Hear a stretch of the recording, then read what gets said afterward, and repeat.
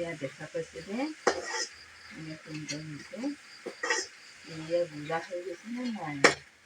এনে সুন্দৰ গুড়া হৈ গৈছে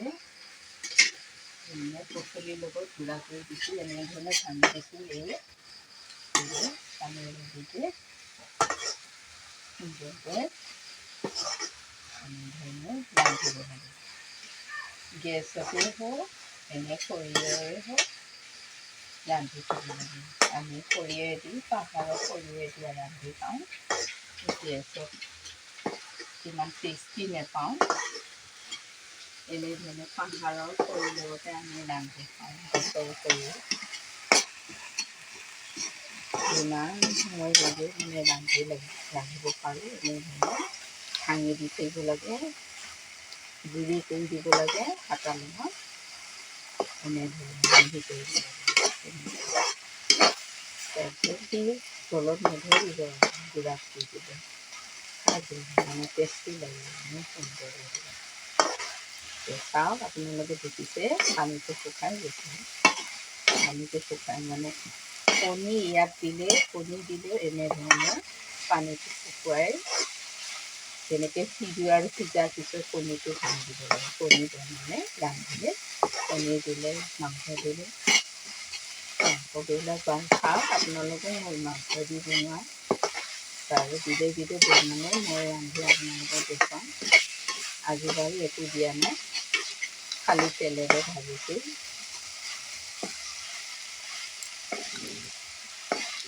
আজি মাংস দিয়া নাই খালি তেলেৰে ভাজিলে এনেকৈ খাব লাগে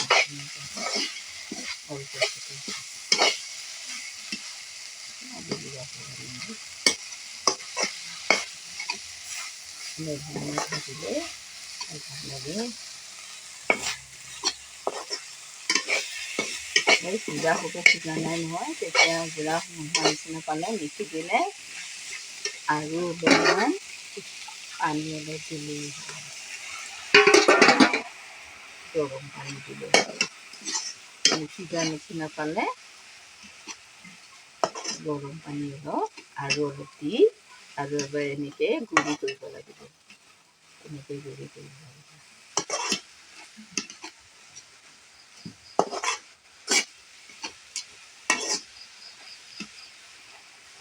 পিঁয়াজ দেখিছে গুড়া হৈ গৈছে